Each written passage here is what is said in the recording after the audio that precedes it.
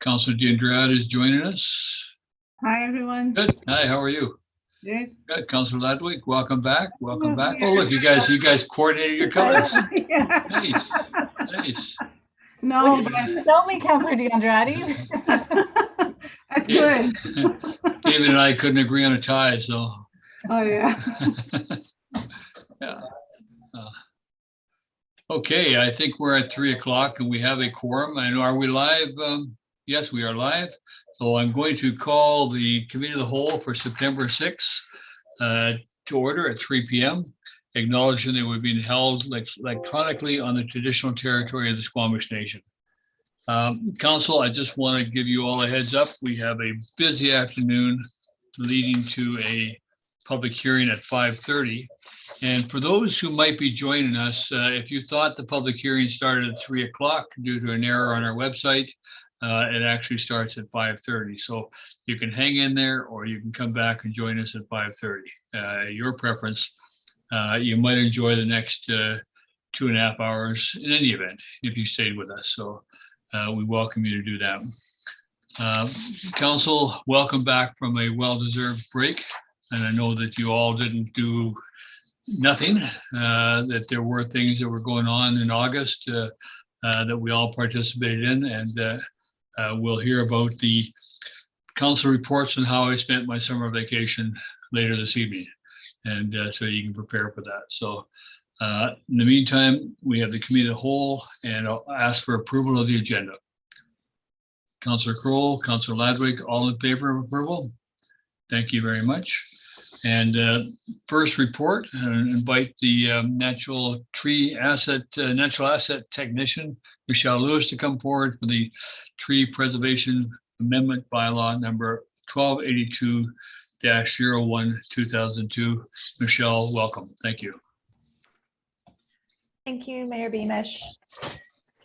So this report, it came to council last April, after the bylaw had been in implementation for a period of about 6 months. And at that meeting, council chose to form a committee, a tree bylaw committee, to propose some amendments to the bylaw. And then at the committee meeting on April 5th, at the council meeting on April 5th of 2022, the staff was directed to update the bylaw and revise the staff report, and that the recommendations were to be presented back to council for consideration.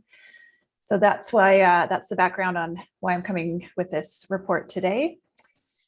So since the adoption of the tree bylaw, staff have been compiling amendments based on considerations from developers and from residents, from other staff members as well, and from council.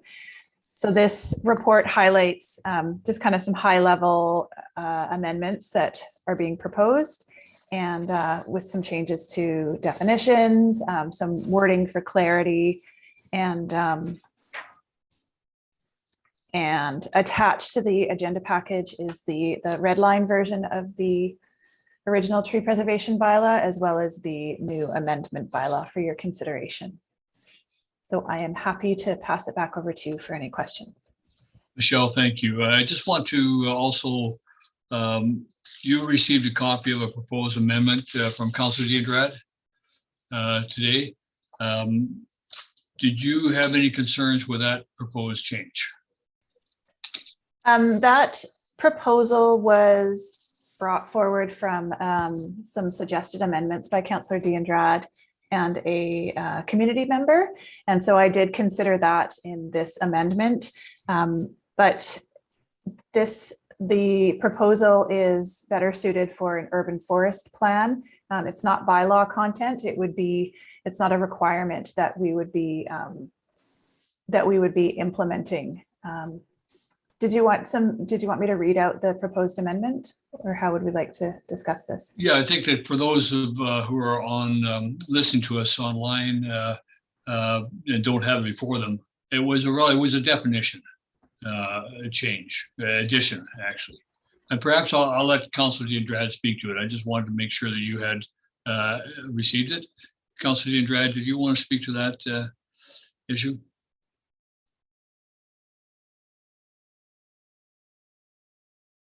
You're muted, Councilor. There you Yes, go. yes, thank you, Mayor. And thank you, Michelle. I saw a lot of the suggestions were considered. I think this is specifically is because the nature of the trees, not only the fact that they are natives, but where they are coming from matters. I particular had an experience where I bought the same species. I bought 14 trees from a local nursery, which I know has good stocks because they have arborists behind them. And I got 2 other trees from a big chain. It's interesting. I treat them all well. My 2 trees from the big chain are dead, and my other 14 are thriving. So that matters. And my 2 trees from this big chain were actually 50% cheaper. So I got quite excited. And now they're gone. So this matters in the on the long term. I thought if you all go to page 33 of the bylaw or page 58 of the agenda, on Schedule D, there's the replacement tree stock and planting requirements. So yeah, I understand now what Michelle is saying, because it might not be a requirement, but I don't know how we can do. Perhaps a suggestion on Schedule D or Schedule E, when you really present all the species, perhaps we can say we advise or something we suggest, because I think this is important. And I think if this is also considered in the bylaw, our local nurseries would make sure that they get good stocks. I had a very positive experience with 2 local nurseries that I think they sell incredible good quality. But this matters because I had 2 trees that now they don't exist anymore because they came from different sources. Who knows? Maybe they were from other parts of the country. Maybe they were from the interior. I don't know. I treat them all the same. So I think this is a genetic pool and acclimatization matters. So I understand we cannot maybe put it in the bylaw, but perhaps as a suggestion, I think it's a good idea. Okay, so you'd be comfortable with dealing with outside the bylaw at this point in time, but having it as part of the urban forest plan. Perhaps if it could be suggested on the bylaw, I think is a good idea as well. We advise. I don't know if that is not a requirement, but it's an advice. Is there a way to put an advice in the bylaw or as a suggestion? Right now we have replacement tree. I'm looking at page 33 of the bylaw, definition replacement tree. Means a tree required in accordance with the bylaw to be planted to replace a tree that has been cut, removed, or damaged, or a tree planted as a condition of subdivision or other municipal approval. Councilor Andrade has recommended that native replacement trees means a native species grown from a locally adapted, genetically appropriate seed source collected from trees growing in a similar biogeoclimate subzone. These plant materials are best suited to evolution in local conditions. Could that be part of could that be shown in that statement as a preference in accordance with the bylaw to be a replacement tree removed or damaged, or a tree preference is given to native replacement trees? Michelle? Thank you, Mayor Beamish. I agree that to get genetic diversity within the town of Gibsons is important. But I have a couple comments on this. One is that there are very few wholesale native plant nurseries in southwestern BC, which is part of the same biogeoclimatic zone that we are in. And they typically source their seed locally. But there's other biogeoclimatic zones, subzones within this area as well. So like Vancouver Island has several. And so if we're saying that they need to get, that the seed has to be locally sourced, what we're essentially doing is limiting the availability of plants to them, because if you get a tree grown from a native plant supplier on Vancouver Island, that's, you know, we're in very similar subzones, and in my opinion, that's better than not getting a tree. So, and I think the other piece is that it's not a requirement by the town of Gibsons, in my opinion, to require that they get this correct seed. That's a requirement of the growers. Those wholesale nurseries are the ones that they should have locally sourced seed stock. And so that's kind of beyond our jurisdiction, obviously. I think that it's restrictive to say that. I do agree with Councillor D'Andrade that it's great to know where your plants came from and to make sure that they're suited to this climate. But I think my intention would be just to get more native plants, as opposed to you know, making that a requirement that they're restricted to only locally sourced seed. So I think that there's also, sorry, my last point here on that, not all native trees are suited to urban settings. That's why a lot of municipalities shy away from having them included in street tree plantings.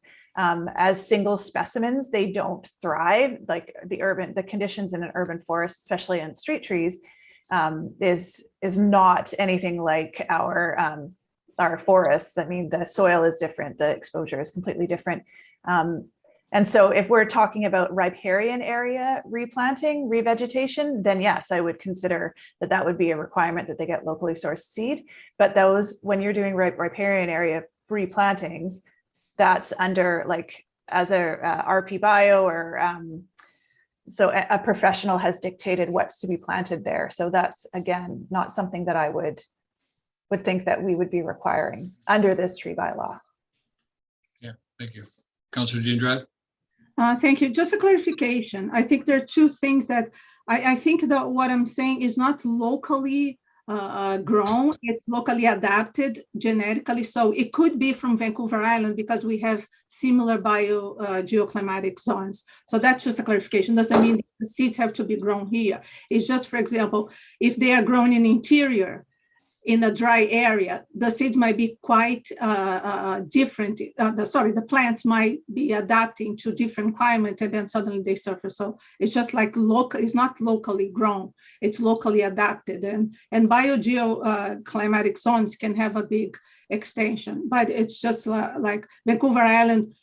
Certain areas of Vancouver Islands will be comparable. It's just more like from places like the interior, which are dry, or maybe to down south from the United States. I mean, the trees that I purchased, I don't know where they came from, but they didn't resist somehow.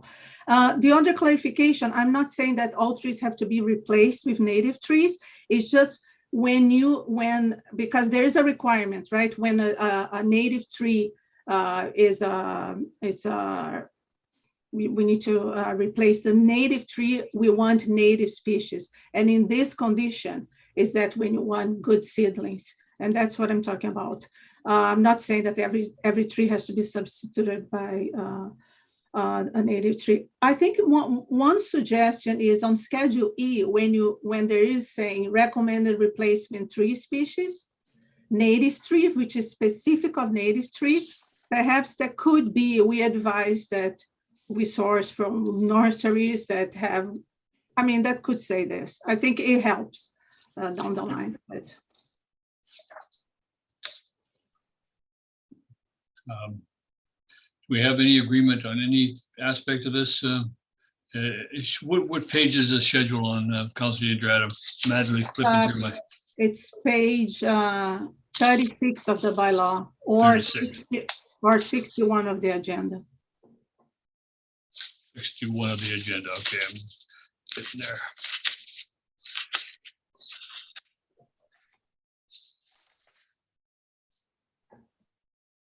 Recommended replacement trees, native species. Okay. Now your suggestion on that again, Councillor D'Andrade?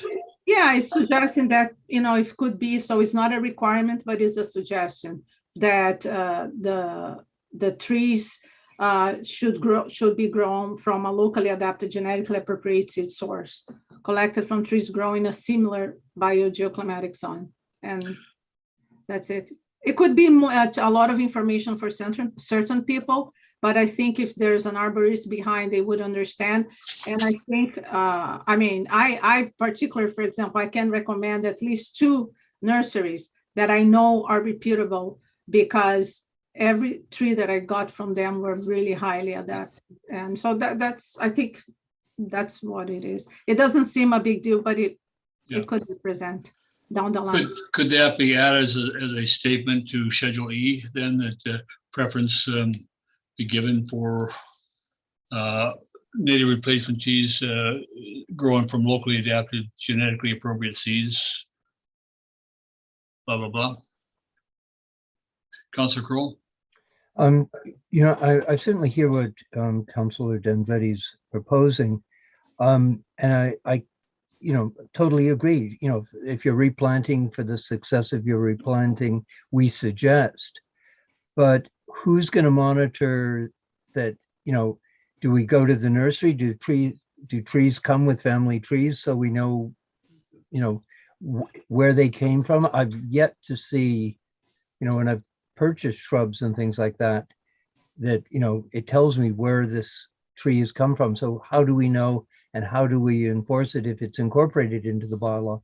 So I certainly endorse it as a recommendation to, for the success of, the investment you're spending, Mhm. try and ensure that you've got, material that will survive in our environment, that it's, but I can see where it would be very complicated if it becomes part of the bylaw, how you enforce it, how you would even begin to know where, nursery stock has come from and who's going to enforce it and at what cost. So I'd certainly support it as a recommendation, but I think it needs to be just that, a recommendation. Yeah. Could it be simply on this page, or page 36, or at the end of that table, page 37, just be marked as preferences given to native species growing from locally adapted, genetically appropriate seed source collected from trees growing in similar biogeoclimatic subzone, period. Just add that as a preference under there so that people are flagged to that, that's all. And so it doesn't become a bylaw requirement as much as it becomes a bylaw, a flag in this section. When you're dealing with native tree species, we would prefer to see them from a similar culture. So, Michelle, could you accept that? Yep.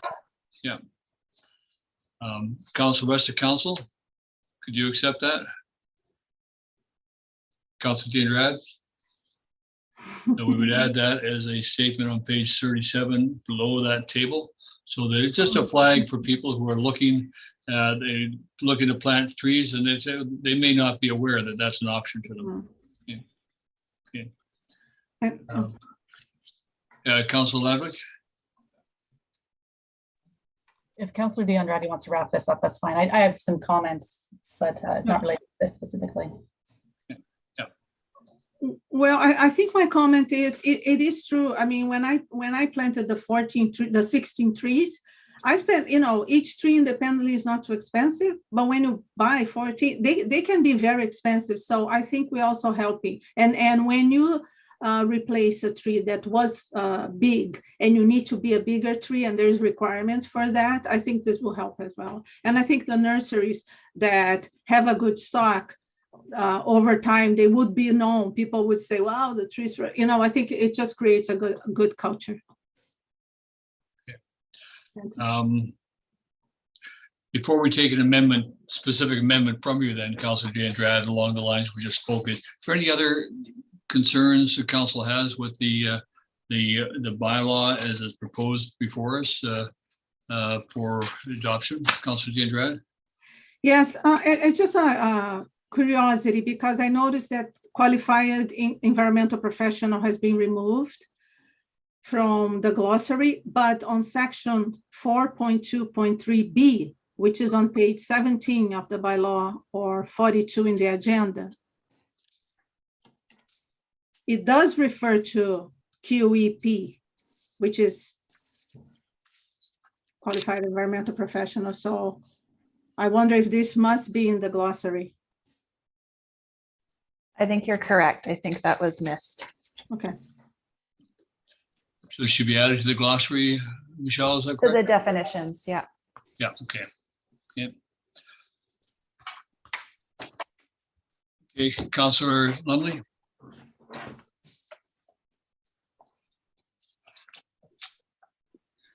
Yeah, I just wonder if any of these amendments affect any people or any fines or anything like prior to the amendments, and like, is there, like, I just wonder, like, if any amendments we made, like somebody's been determined to have to pay a fine or anything like that, is this gonna impact or like retro impact any of these people? That's the only thing. Has that been discussed? Would not normally be any retroactive impact. It's an impact going forward. If the changes were put in place 6 months ago, it would have, anything that happened in the last 6 months would have been impacted by it. But it don't go back in terms of the bylaw or any legislation I'm aware of, and make changes retroactively to impacts. Yeah. That's like reducing the speed zone in an area and then giving money back to anybody who got charged for going over the previous speed zone.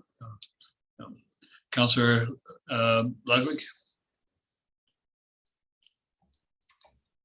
Okay, so I think I might have just one little minor edit for the bylaw.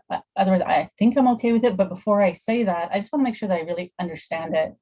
I know that a lot of these amendments were being put forward to try to answer people's questions in the community, because there's some confusion around this bylaw, and it is quite confusing.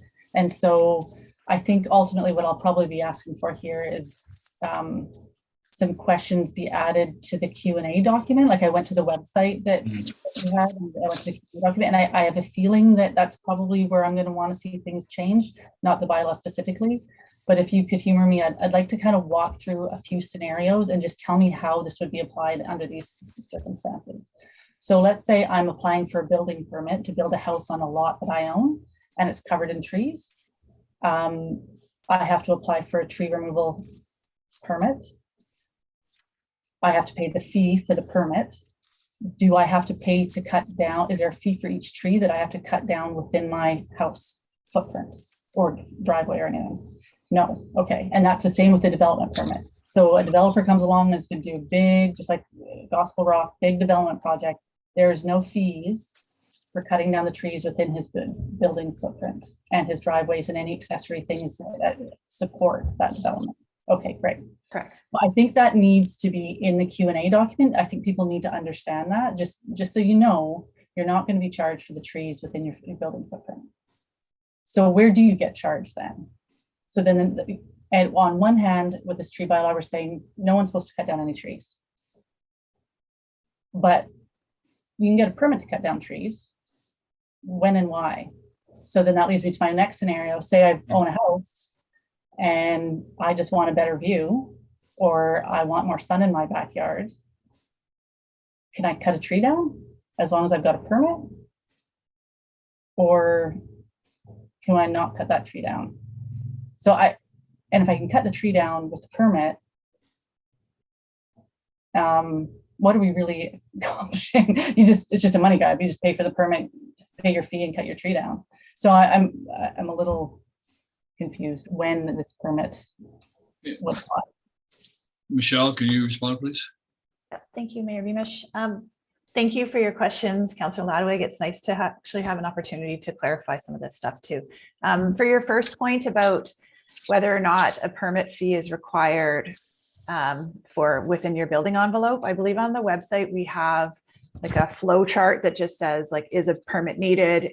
Are replacement trees needed? And but I'm happy to amend that just for clarification as well. As far as your example of about if you're wanting to cut down your tree for view.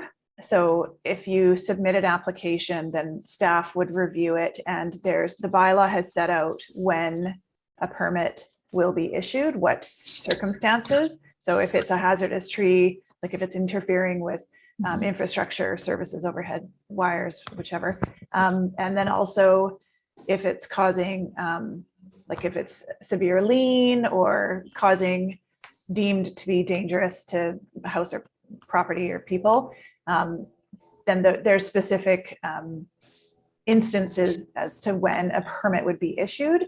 So if you were to apply saying you want, there's no, if it doesn't apply, if none of those instances are what you're proposing, then a permit wouldn't be issued. And so as long as we're clearly stating that, so no one, I can't remember what it costs just to apply, but like. No, it doesn't cost to apply. Sorry to interrupt. Okay. It's the permit, the fee is only charged once the permit has been issued. Okay. So if I'm building a house in my backyard and I have to cut down a few trees, this is back to my first scenario, I have to cut down a number of trees to build my house. I make the application, which is a good data tracking exercise for the town, which I would totally understand and support, but there isn't a cost to me as a homeowner, as a home builder, because because other than the regular cost of me applying for a building permit, it's part of the building permit application process. There's no additional cost to me as a homeowner with regard to the tree removal. It's not, I just want to clarify that it's not actually part of the building permit process, because it's when somebody applies for a tree cutting permit, they would do so after, say if they were going to build something. So at the development application stage, that their proposal for whatever they're proposing to do on the site gets sent across staff's desks, my desk. And so I would look at it to any impacts to trees. I would send it back as a referral comment saying, you may need a tree cutting permit for if this is where your building envelope is going to be, et cetera. And then same thing, if someone's applying for a building permit, it's not the tree bylaw portion is not part of the building permit process. It's just triggers it. So, right. So yeah. So there's a couple different opportunities where we would be looking at trees and any impacts to trees. And that kind of we do it very early on in the whole process, like even at the pre-application stage, because that way, if there's a major tree that is going to be impacted and there's a way to move the driveway over by a meter, then, things like that. So we would suggest, and we work with the development team, the development services team, and the homeowner to explore any other options, or the developer as well. Okay, thank you. No, that's great. I think if we could provide more information, some of the Q&A documents about those types of scenarios, and actually ask, pretend you're the applicant and this is what you want to do, what would occur here? I want to cut down a tree for my view. I want to get more sun in my backyard. I want to build a house or a garage. And there, if we could answer some of those Q&A questions in the Q&A document, I think might help people understand how this applies more. I just know when the whole Gospel Rock situation was going on with the trees, I think a lot of people assumed that they're being charged for the trees within the footprint, that there's a fee associated with cutting down the trees within the footprint. And in fact, that's not the case. And so I just think more clarity around that would be helpful. Okay, thank you. Councilor Dindrad. Thank you, Mayor. So following up this kind of question, I wonder how the town would respond in an area of DPA2, for example, where the person wants to increase the footprint of the house, if there will be any feedback in terms of, okay, perhaps could you do this design instead of this design? Could you ensure that this tree? So how staff is working, and actually how do both departments are getting in touch? Because obviously, eventually you can change the footprint and the design to preserve a tree. We have examples in North Vancouver where they've done that in a building. They incorporated the tree because they wanted to preserve, and especially on DPA2 areas. Michelle? Thank you, Mayor Beamish. Yeah, so DPA 2 is also, I mean, the tree cutting permit is within our jurisdiction, the town of Gibson's jurisdiction, but anyone developing within DPA 2, which is the environmentally sensitive areas, that they need to be following the riparian areas or protection regulation as well. So, you know, that's a consideration that the homeowner needs to be aware of. So as far as like, if somebody is applying for a tree, if there's a hazardous tree within that area, then I would be looking at that. But if they're wanting to build, it would go through obviously the planning department. And then we would be looking at the two departments would be looking at any impacts to trees and making sure that they're following wrapper. Councillor Kroll? Oh, sorry, Leslie, did you want to speak in there? Thank you, Mayor Beamish. I was just going to add to that a little bit. The DPA 2 has different intentions. So there are different areas of interest. So there's the forest, the Douglas fir forest, that's an area. There's the riparian areas regulation, that's another area of interest. We've even had some eagle trees identified. So it really depends on what the intent of that development permit area is for. And we'd rely on the professional to tell us the development measures around it. So if it's a creek, they would identify a streamside protection and enhancement area, and they'd have to build outside of that buffer zone. If it was to protect an eagle's nest, for example, in a tree, and they wanted the house to be right on top of the tree, the qualified professional would most likely say, well, you've got to move the house or apply for a variance. This would be they would support for a setback variance or something like that. But we would have to look at the intention, and then on top of the development permit areas is the tree preservation bylaw. So, and that bylaw is where Michelle would take a look at the application and look at how the bylaw applies. Councillor Kroll? Thank you, Mayor Beamish. And thank you, Director of Planning. To Councillor Dandretti's comment, we've seen several examples in the past couple of years where staff have worked together. They've come, we've had an application for a variance come to council with respect to a building site, and by moving a house or reducing a setback or, allowing something, to protect trees on the property and in obviously sensitive areas like the bluff. So, I think it's quite apparent that staff are working, with Michelle and various departments to ensure that, we are protecting where possible. And if it's as simple as issuing a variance, then it's, we're seeing it's working. So I just wanted to commend staff for the collaboration between the various departments to ensure that we are protecting the environment. Well, thank you, and thank you all for your discussion. This is a very complicated issue. We chose to go in this direction, Council, and in doing that, we have a bylaw that we need to work with. I'm sure it'll come back again to Council sometime in the future for more change, but at this point in time, and I'm not seeing any more hands up. Councillor Ludwig. Just really quickly, under replacement trees, sorry, now I have to find the location. It talks about section 1.1.1, and I don't think there is a section in here called, called 1.1.1. Does that ring a bell for you, Michelle? Yeah, it does. Because when I sent it off to legal review, that came back and I thought I had changed it. Okay. I'll have a look at that, but thank you for flagging it. Okay, thank you.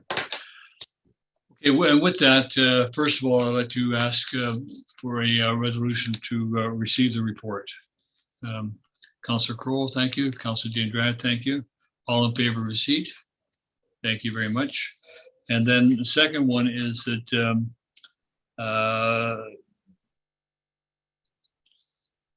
I guess we would go to the council, give the tree preservation amendment bylaw 12820122, first, second, third reading with the following amendments. And the amendments, first one would be to include a definition for a QEP, which is referenced on page 17 of the bylaw. And also to include reference to the tree replacement as the that the reference be that preference be given to, and I think we had the wording before, I don't have it in front of me, but the preference for what she said. and that would be part of the be added to at the end of the table, just as a comment as opposed to it being a bylaw provision. Okay. And Councillor Ledwick. Okay, we're not there yet. So Councillor Ledwick. Sorry, it's a question. I'm just not ready to get off it yet, but maybe I'm interrupting you at the wrong time. I had a question. I wanted to be reminded as to why we scratched out the tree planting and replacement reserve fund. I think it's because we can't put funds towards that specific fund, and it has to go to general revenue. But I'm sorry, Mayor Beamish, I didn't mean to cut you off. I was deep in thought about that. Can you answer that, Michelle? Yeah, it's just that it's called the cash in lieu. Yeah. So But it's where all monies go, not that's right. That's right. Yeah. So we do track what has come in under trees, like everything has been allocated and we know where it came from. So I know how much money we would have within that fund itself to spend on tree planting. Okay, maybe that'd be another good thing for the Q&A. Okay, thank you. Thanks. So we'll go back to the resolution. Does anybody want to move that motion as I tried to work at it? Councillor Crowell, thank you. Is it seconded by Councillor Andrade? Any further discussion, Council? And this is going for first, second, and third reading, the bylaw. Seeing none, Councillor Andrade? Mayor, just a clarification, it's not a replacement of any tree. It's this specific comment or suggestion is for the replacement of native tea spring. That's right. That is where we talked about that previously in the discussion, native trees. Yeah. Councillor Crowell? As Councillor Andretti's suggestion is a recommendation, perhaps the wording of it could be sort of simplified, made. I realize because it's being included in a bylaw, it has the sort of the terminology as would be expected to be found in a bylaw. But I think as it's only a recommendation, that it perhaps be simplified just so people understand very clearly why we're making this recommendation, and it doesn't sound quite so onerous. It's a preference, not even a recommendation. It's a preference shown for those trees. Yeah. Okay. Yeah. We will see this at fourth reading with those amendments added to it. Councillor Andrade. Actually, a good point. Would it be included on the glossary what biogeoclimatic zone means, or just because the suggestion should not be? I mean, I'd rather have it because that's how we educate the public too, right? Michelle? Thank you, Mayor Beamish. So the current definition under native species means a tree species that occurred in the town of Gibsons prior to European contact. So that in itself is a locally sourced or local to this biogeoclimatic zone. So I don't think that I would have to check with legal, but I don't think that that I would need as a recommendation to put a recommendation in as a definition because it's not part of the legal language. We will see this again at fourth reading. So I'm going to call the question. All in favor? Any opposed? Councillor Lumley opposed? Okay, thank you. Okay, so that passes first, second, and third. We will see this, I'm sure, at our next, well, it's got to go to council. It's a recommendation to council, so it's got to go to council. Councillor Andrade? Yeah, just because Councilor Ledwig suggested some amendments on the QUA, I wonder if this suggestion could also be included on checklists or something. Because on questions, why do we want, when you have questions, why do we suggest that we include that if you buy native species, you ensure that you get from, locally sourced, things like that. Just to clarify, that could be a good space to educate the public. Good opportunity. Yeah. Thank you. Thank you. Okay. Councillor Lumley, you have a new background. No. Councillor Lumley? So you have a new background. You want to explain yourself? I'm in council chambers. Oh, are you? Sorry, I thought you were going to tell us you moved to a new house. Sorry, I just mindlessly came in here thinking that you'd all be here. Okay, but you did move to a new house. Yeah, I'm in Good. council chambers right now. Okay, thank you. Okay, well, we'll catch you next time we see you. Okay, all right. Apologize for that. Okay, we're going now to 3.2, Director of Planning and the Development Service request for proposal for development permit areas 1 and 2 update. Director of Planning, please. Thank you, Mayor Beamish. So I didn't prepare a presentation, a PowerPoint presentation for this. You've seen it before a few times. This was last before council in February, and there was a discussion about some amendments to the wording of the RFP, and they were included with track changes, which in the document itself.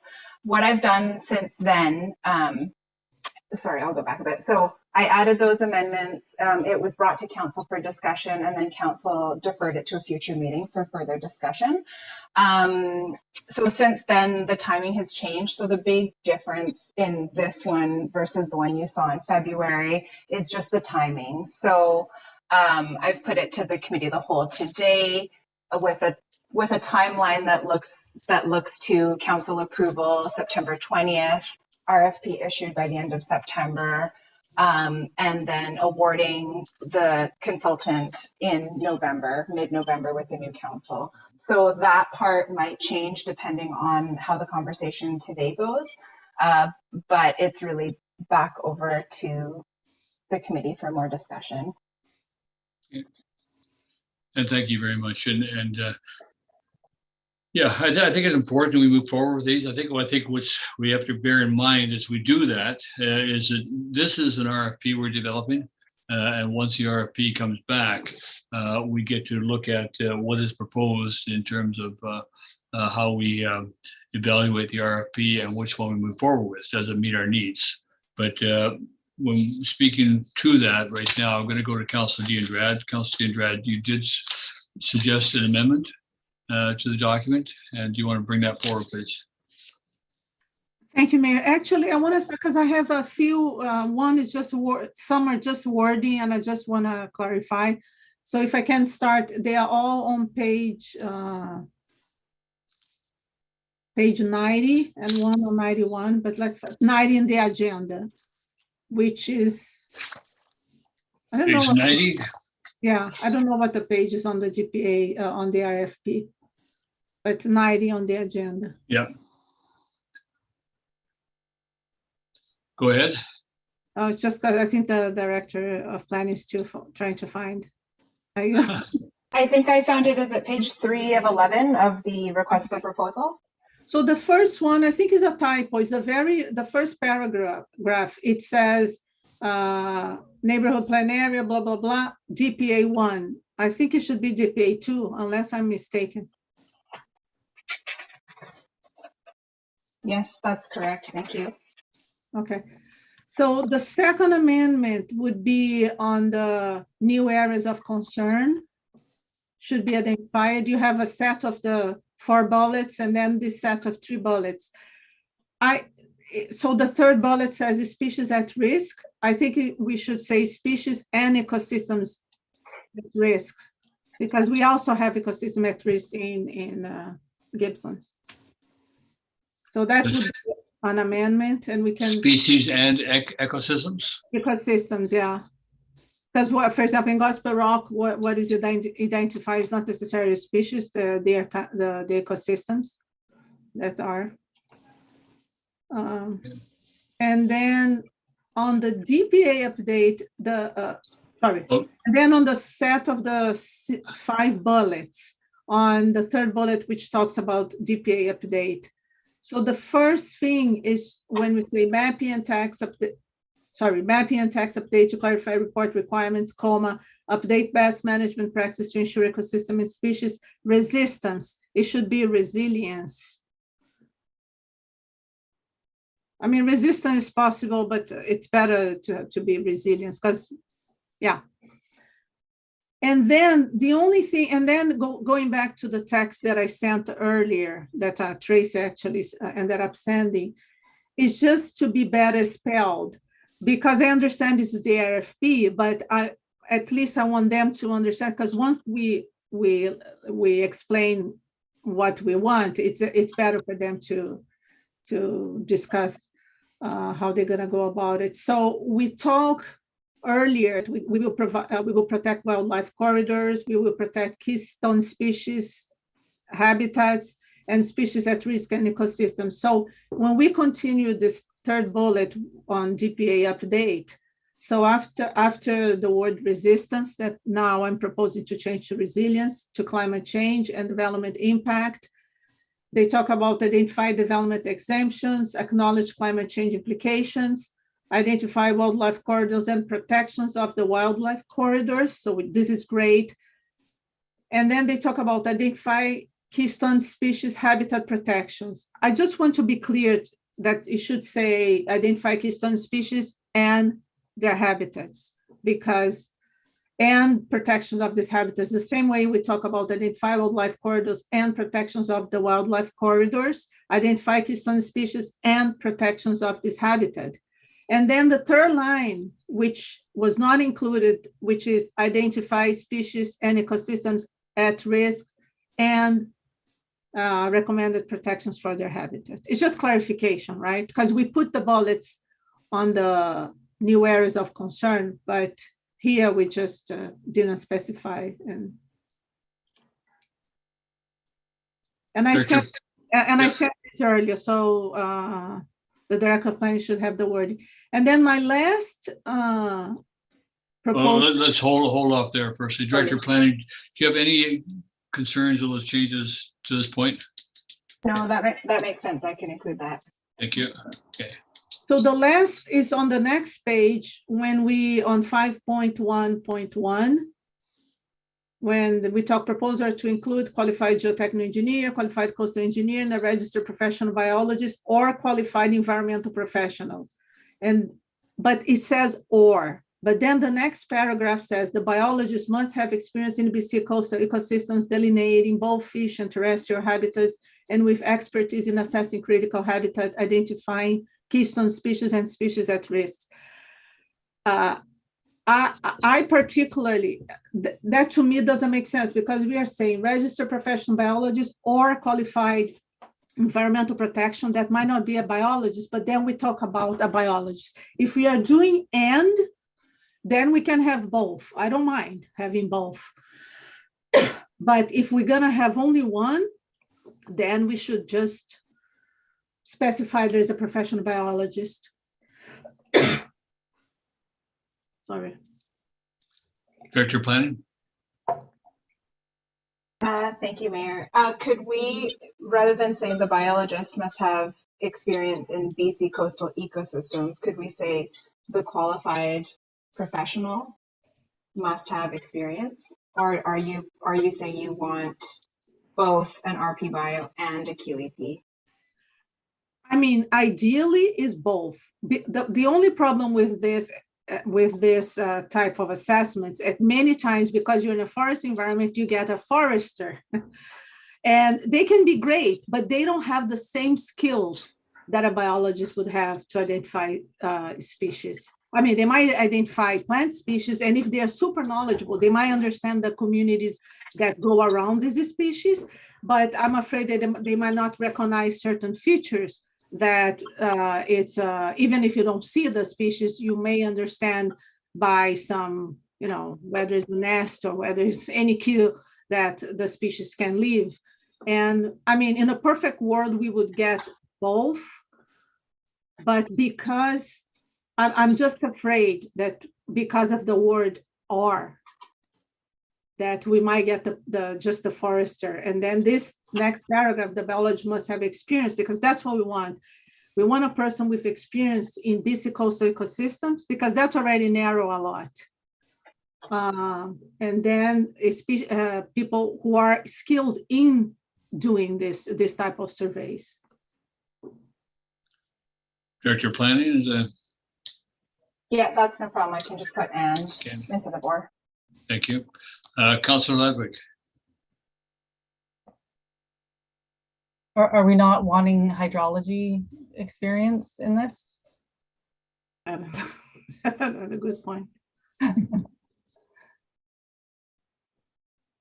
So for DPA number 2, we've asked for qualified geotechnical engineer and a qualified coastal engineer. So we're looking at geotechnical hazards and impacts from coastal environments, so storm surges and king tides and that kind of thing. So we're looking at the qualified coastal professional to give us direction and recommendations on the marine shoreline. We're looking at the geotechnical engineer to tell us or advise us on rockfall hazards or debris flow on creek ravines or steep slopes, that kind of thing. When we update our DPA number 9, that's where we're looking at hydrogeologists or hydrogeoscientists. So for this particular development permit area, because we're looking at the geotechnical component, we're looking for a geotech engineer and qualified coastal engineer. And for the environmental component, we're looking at RP bios and qualified environmental professionals. Yeah, thank you. And I really appreciate the close read Councilor Diedrad and others give these documents, because I'm certainly not experienced or professional in these areas, and I understand that we understand where each other's strengths lie on this council, and I appreciate that. So I'm certainly prepared to, if council is prepared now to move forward and with the changes we've made today to move forward, I think that would be a good, timely thing for us to do, and it would be a project that would be on the table moving forward with the new council. I think that would be good. So, Councilor Diedrad, I'm ready to move. to move the recommendations that are on page 73 with the amendments that were made today at the table. Thank you. And seconded by Councilor Kroll. Any further discussion? Councilor Diedrad. Yeah, I'm just curious why Councilor Ludwig asked about the hydrologist. Are you concerned with erosion, or are you concerned with replenishment, water flow in the ecosystem to support life? It's watershed management. Watershed manager, yeah, which is okay. Okay, seeing no further questions, I'll ask the question. All in favor? Any opposed? All in favor? Thank you. And so this will go back to council, and council will approve our recommendations and move this project forward. Director of Planning, thank you very much. I'm sure that this is one of those things that's approaching the edge of your desk, and will soon be replaced by 3 or 4 other things. So, but thank you very much for your work on this project. Thank you. Thank you. Okay. We'll go back to our agenda now, and we have nothing further on this, so I'm going to go to inquiries.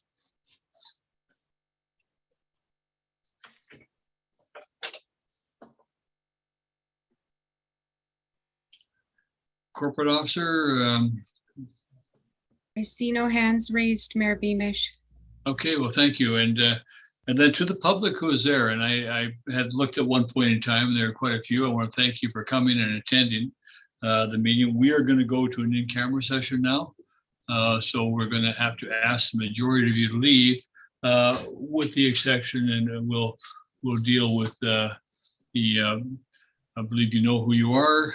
We're going to motion council that we would adjourn in camera, be closed in accordance with section 91E of the acquisition, disposition, or expropriation of land or improvements that the council considers that disclosure could reasonably be expected to harm the interest of the municipality. And for this council, I would like a resolution to go in camera and to include in that meeting Andy Wise and Paul Kamen of Sunshine Coast Tourism. Would you care to make that motion? Councillor Kroll, seconded by Councillor Dindrad, all in favor? Thank you very much. We will now take a couple minutes to change the table, and our corporate officer will let us know when we're ready. Thank you. Councillor Kroll? I think there were probably more people than the two you mentioned to be included. No, we're only going to include two, Councillor. Okay, thank you, sir.